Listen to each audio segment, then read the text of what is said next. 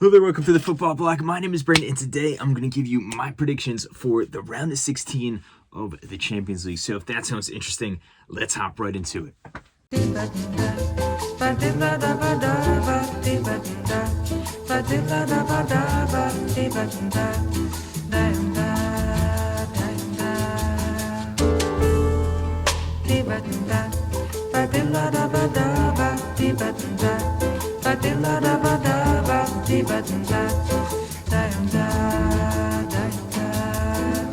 Eu quis amar, mas tive medo e quis salvar.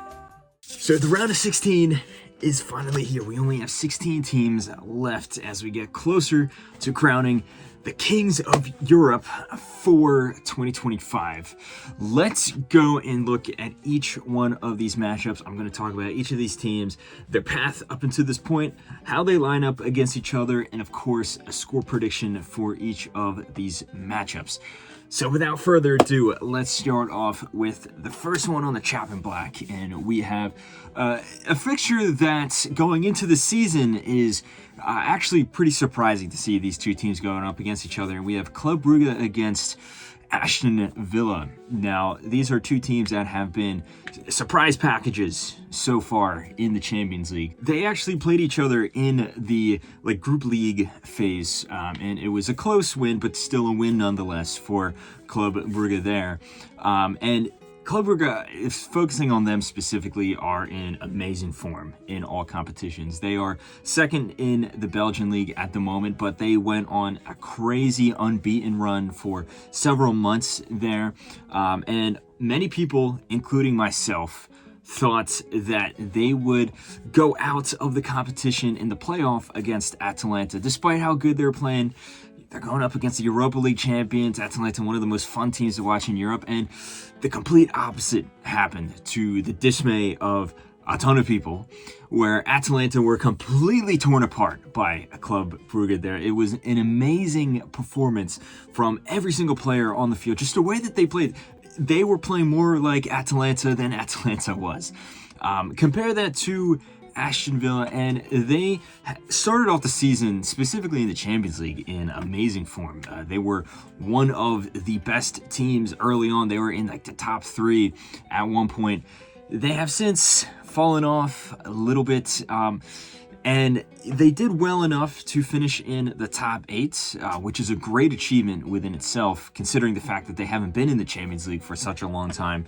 But if you look at their form in other competitions, it's been extremely inconsistent. For example, if you look at their most recent game as of recording this video right here, they lost heavily to Crystal Palace. They got completely torn apart 4-1. But their game right before that, they beat Chelsea, and then in the game right before that, they tied Liverpool. So they are very inconsistent. At the moment, they're 10th in the Premier League, but at the same time, it is expected, considering that they smashed all expectations and finished within the top four last year. A bit of a drop-off was expected there.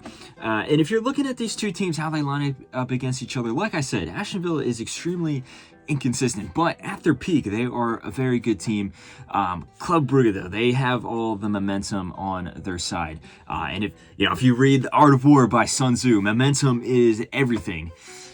So as a result, I think I'm leaning towards Club Brugge here. Now, it's very tough, especially with Unai Emery as the manager of Aston Villa. It's very hard to look past Unai Emery in any European competitions, but because of the momentum that Club Brugge have and just the inconsistency that Aston Villa have, I'm going to lean with them. Now, I think it's going to be extremely tight, but I'm going to say 4-3 to Club Brugge.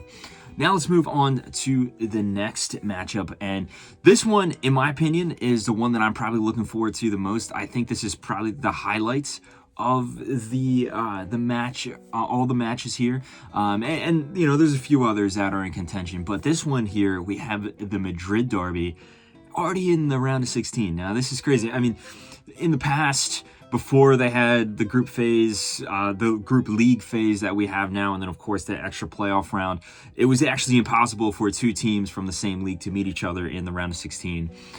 So This is the first time that Real Madrid and Atletico are meeting each other in the round 16, but it is not the first time that they've met each other in the Champions League. They have met each other multiple times over the past, let's say, 10 years at this point. And they obviously are in the same league. They always go far in the cup competitions. This is a regular fixture. In fact, we've already seen it several times this season already. Now, if you look specifically at Real Madrid, it looks like they are finally clicking into form. Now, they started off the season, I wouldn't say terribly, but below expectations, especially since they're the reigning champions of both Spain and Europe. Overall, the reigning Champions League champions. A bit of a drop-off is, I wouldn't necessarily say expected, but it is somewhat excusable. Now, they did have some issues, I think, with the attack. Now, with Mbappe coming in, trying to get Mbappe to work with Vinicius, Rodrigo, and Jude Bellingham, it's been a little tough, and I don't think that they've fully just integrated each other in. But Mbappe in particular is in amazing form. He's finally starting to get going, and he never really was bad, I would say, overall, but still, you're dealing with the heavy expectations, the super high expectations for how good he was at PSG. Now he's finally at Real Madrid, but still, we are seeing him finally kicking the form. He's scoring tons of goals. Just look at how he almost single-handedly tore apart Man City in that last round there with that hat trick. That being said, Real Madrid's defense, they're going through an injury crisis, but their defense isn't unbreakable. They do tend to concede a lot of goals. They give up a lot of chances. And compare that to Atletico Madrid. They are also in really good form. Like with Real Madrid, they are in the title race. It is getting really tight at the top. Barcelona and Real Madrid are tied with points in first place, but Barcelona has a better head-to-head and a better goal difference. And then Atletico Madrid is in third, right behind them. It is an actual three-horse race this time around. It's always those teams in the top three, but this time it is a genuine title race. And Atletico Madrid, this year, I think this is the best that we've seen them in a very long time. And they're not playing like they usually are. In fact, I would say their defense is slightly weaker than what you would expect for a typical Simeone team. It's their attack. Their attack is really explosive, really dynamic. They have lots of players that can offer something different on the pitch. And another thing too, this is an incredibly deep squad. In fact, I would say they probably have a deeper squad than Real Madrid and probably also Barcelona as well. There are two things that I think are downsides for Atletico Madrid though, and one is that despite the fact that they have a deep squad, the players aren't as experienced as they are in Barcelona or Real Madrid, for example. And not only are they competing for the Liga title, they're also in the semifinals of the Copa del Rey. They have a matchup against Barcelona there. And then to add on to that, they have this matchup against Real Madrid right here. So this might be a case where there's just too many things to handle. They might have to focus on only one or two of the competitions. It's going to be really tough to dedicate all the effort on every single one of these competitions here. And another thing, as I mentioned before, these teams have met each other in the Champions League many times before, and it usually doesn't end well for Atletico Madrid. When you look at the Copa del Rey, Atletico usually gets the better of Real Madrid. Then when it comes to La Liga and like the Spanish Super Cup or the UEFA Super Cup, it's kind of up in the air. I would say it's 50-50. Leans a little bit more towards Real Madrid. In the Champions League though, Real Madrid wins every single time, whether it be the 2014 final, the 2016 final, the quarterfinals in 2015, the semifinals in 2017.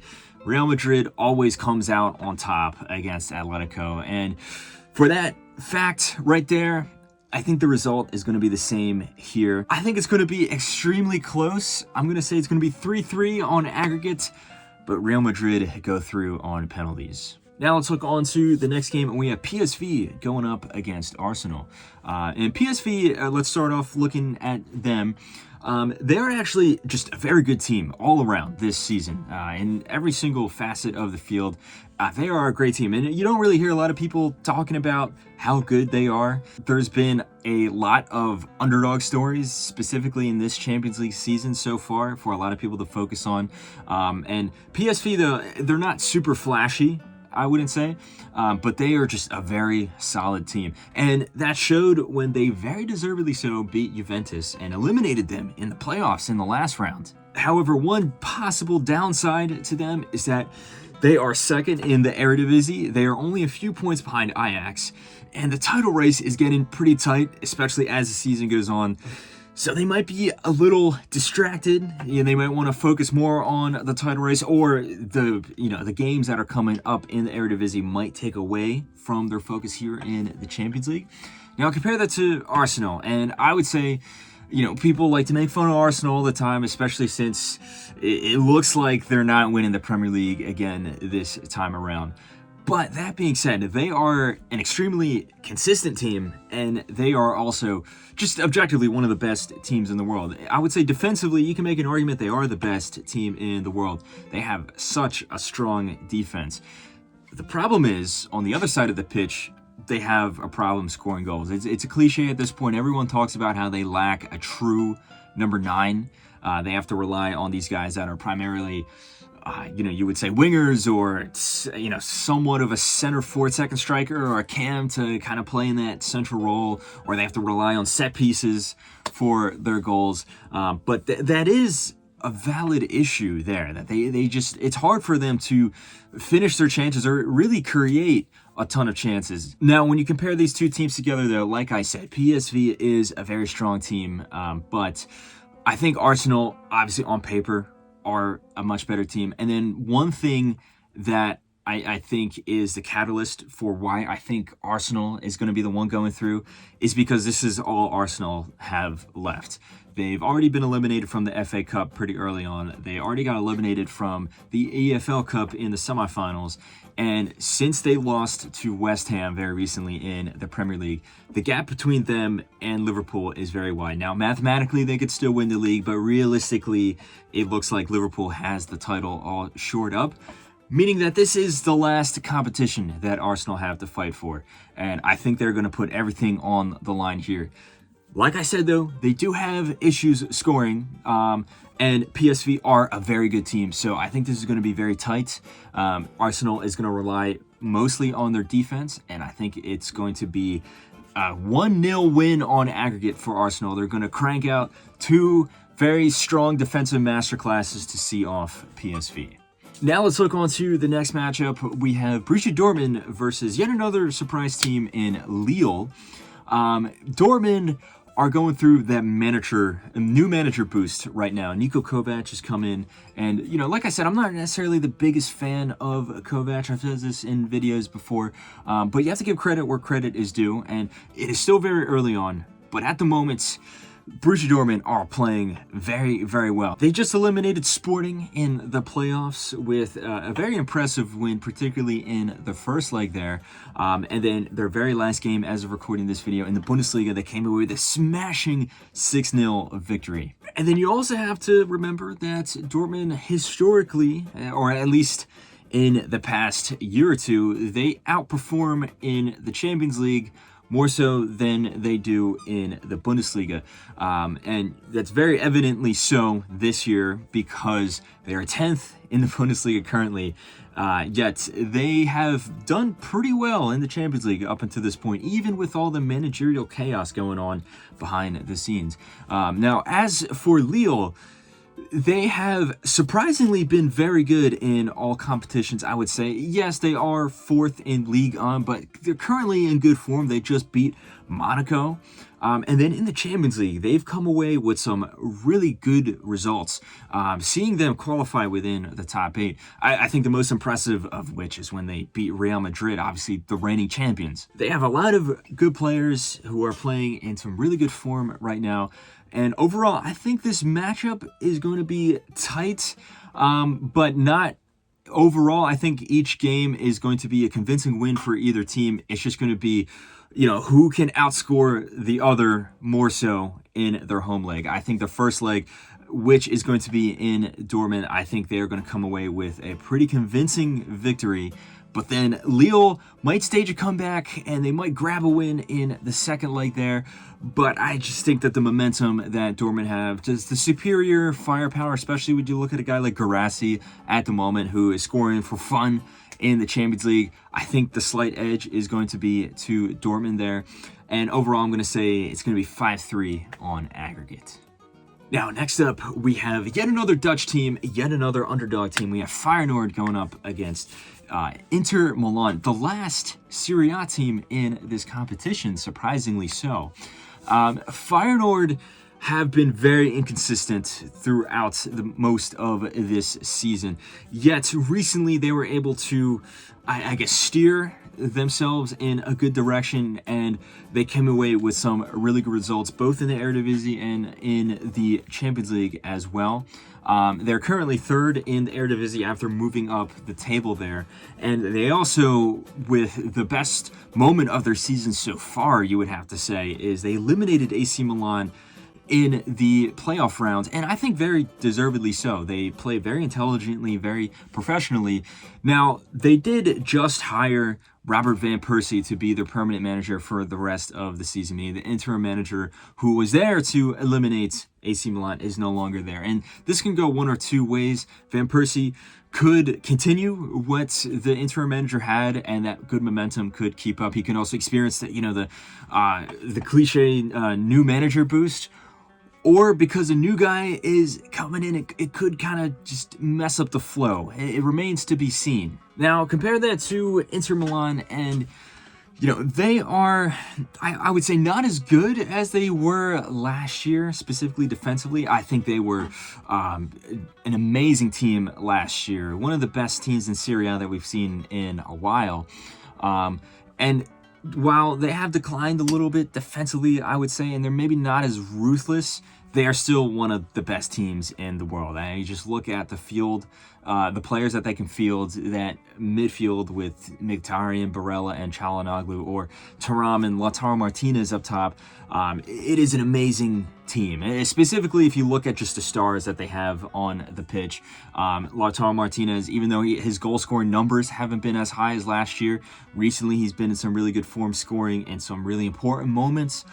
Their defense is shut tight. Bastoni, I think, is one of the best center backs in the world. Very underrated center back there. Jan Sommer, I think, one of the best goalkeepers in the world. Also a very underrated player. Now, one downside, though, is it is extremely tight title race in Italy right now. They are first, but they just recently eclipsed Napoli. It could still end up going anyway at this point.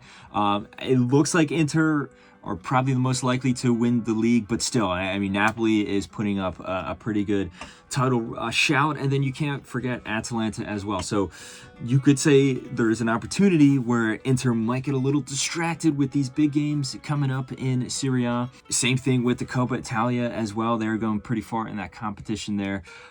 But if I were to take a holistic approach looking at these two teams here, while Inter does have a lot on their plates, I think they still have enough in them to overcome Feyenoord. Not to mention, like I said before, Inter are a top team. They already are expected to go far in each of these competitions. They would have prepared for that, at the beginning of the season with the new players they recruited and stuff like that. I don't think that this is going to be a blowout victory. I don't think Feyenoord is going to roll over. I think they will put up a good fight, but I think Inter Milan just overall is a better team. So I'm going to say 3-1 on aggregate there. Now, next up, we have a very interesting matchup. One of the ones, like I was saying before, that could, you can make an argument being the most exciting matchup of this time around. And we have two German teams facing off against each other.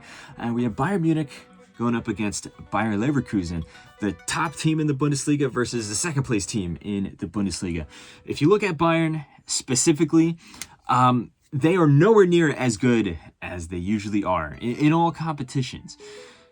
but they are still Bayern. They still have one of the most talented teams in the world. They still have a pretty sizable gap at the top of the Bundesliga table. Probably going to win the league again. And in the Champions League, while they've come away with a few losses here and there, when it comes to the later rounds of this competition, they are a very tough team to beat, a near impossible team to beat when you're playing them at the Allianz Arena as well. And they're also in decent form. While yes, they struggled a little bit against Celtic in the last round in the playoffs, in their most recent match in the Bundesliga against Eintracht Frankfurt, which is usually one of the better teams in Germany, they came away with a smashing 4-0 victory. Now compare that to Bayer Leverkusen though, and the reigning champions of Germany, they had such a momentous season last year, and while they aren't as ruthless as they are last year, they are still one of the best teams in the world, in my opinion. They still have some of the best players in the world. I think Florian Wirtz is one of the outright best players at the moment. And one thing that you have to say about Bayer Leverkusen this season is they haven't lost to Bayern. They seem to have Bayern's number. Now, their most recent matchup, which was in the Bundesliga, ended in a 0-0 draw, and Bayer Leverkusen were really frustrated with themselves because they were by far the better team. It was an awful performance from Bayern, but Bayer Leverkusen just couldn't break through. They fluffed their chances, but still, they didn't lose, and they also outplayed Bayern. And also earlier in the season, in the DFB Pokal, Bayer Leverkusen actually eliminated Bayern from that tournament there with a pretty convincing win as well. And you also have to say as well, because there is still that sizable gap at the top of the Bundesliga table, you would expect Bayer Leverkusen, they might assume the title race is, I don't want to say over, but they might focus more on other competitions, meaning they might place more importance on the Champions League here. And for that reason, as well as the last reason I gave, where Bayern Munich have yet to even beat Bayer Leverkusen in any competition this season so far, I'm going to say that Bayer Leverkusen gets the upset here, and they come out 3-2 winners on aggregate. Obviously, I think it's going to be really close. It's going to probably be a feisty affair, but I think it's going to be Bayer Leverkusen going through. Next up, we have Benfica going up against Barcelona. Two teams that met before in the group phase of this competition and produced one of the best games of the season so far. That famous 5-4 victory for Barcelona there that went back and forth and obviously had a total of 9 goals in it. Benfica, as you saw in that game in particular, are great going forward. Specifically in their recent games, they have an amazing attack, whether it be Pavlidis, who's in just an insane goal-scoring form, as well as the Turkish guys like Koçu or Atakoglu, or Di Maria, the legend, of course. But their defense is very leaky. They let in a lot of goals. Sometimes it causes them to lose games that they shouldn't have lost, or they give up leads. They end up tying games that they shouldn't have tied. And we saw that front and center in the game against Barcelona, where they, I think, in my opinion, outplayed Barcelona. They had a pretty convincing lead, yet they threw it away with a goal in the last minute even.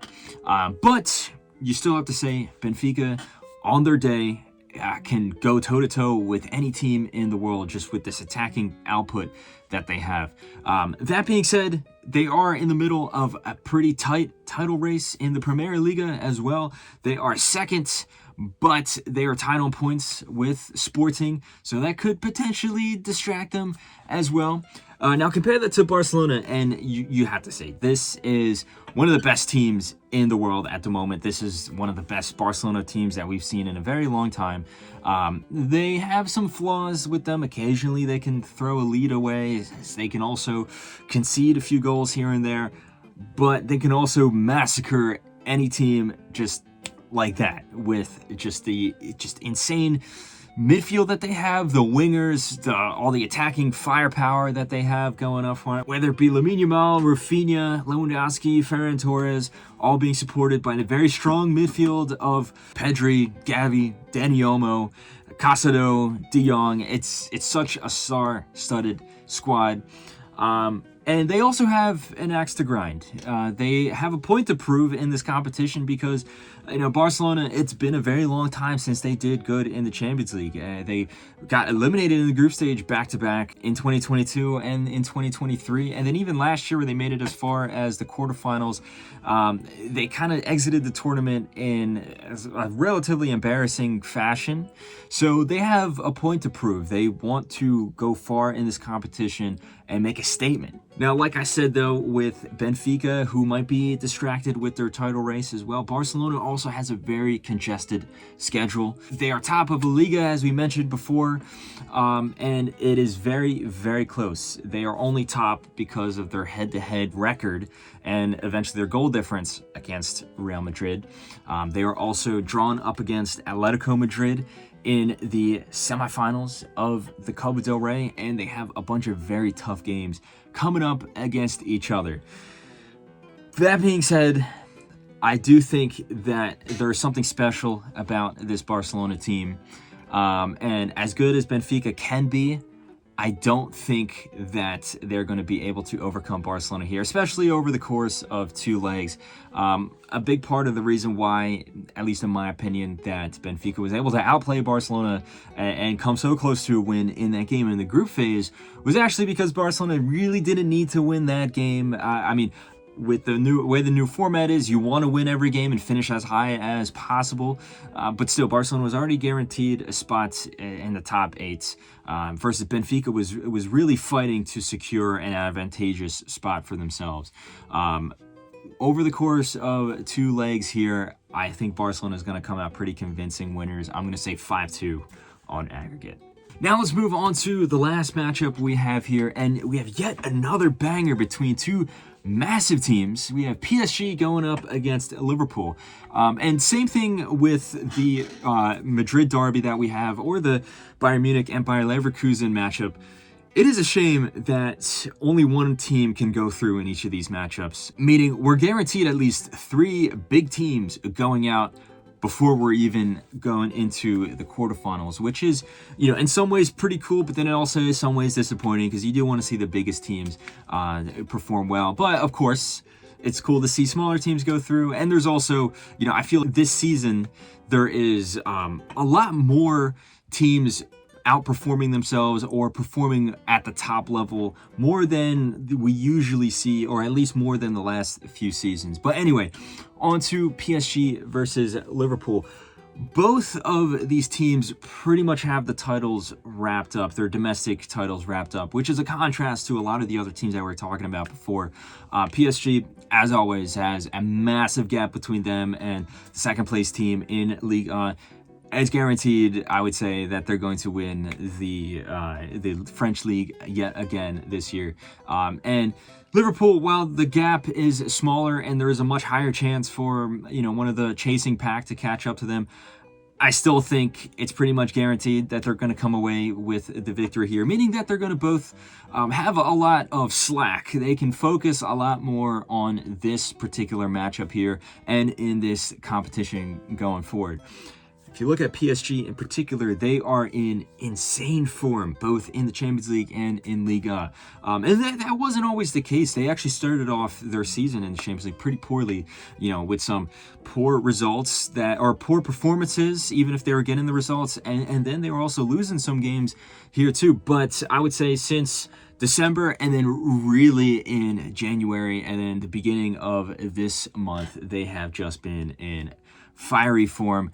Tons of their players have been popping up with a lot of goals. Dembele in particular, my least favorite player, as I've been saying a lot in these videos, but then you also have to look at Bradley Barcola as well. Even Hakimi has been popping up with some pretty important goals recently. And then the driving force behind this team, though, is the midfield. João Neves, Vitinha, Fabian Ruiz, one of the best midfields in the world. And that is going to be very tough for any team to go up against. But Liverpool, on the other hand, I would say most people agree that they are the absolute best team in the world right now. The way that they have been playing in the Premier League, like I said, they already have such a wide gap between them and Arsenal in second place.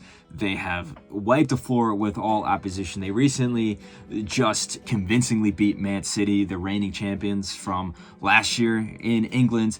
And they did so by playing in a very interesting manner. They didn't have a lot of the ball. They didn't have a lot of shots on goal, but they were so efficient that they completely outplayed Man City. And even though Man City had more of the ball, it never really looked like they had any advantage or any momentum going up against Liverpool there. And then in the Champions League, of course, they finished top of the table, with the exception of the last game there, which didn't matter all that much. They showed up in each and every one of their games, beating some pretty big opponents. In particular, I think the most impressive of which is when they thoroughly beat Real Madrid in that match there in, I believe that was like around November.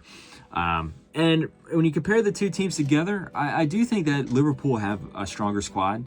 While maybe the midfield isn't as strong as PSG's midfield on paper, I do think that Liverpool have a much more deeper squad as well. And then their midfield is nothing to scoff at either. You could look at the great form that McAllister and Szoboszlai have been in as well. Then Mohamed Salah, best player in the world right now. You have to look at the statistics, his performances game in and game out.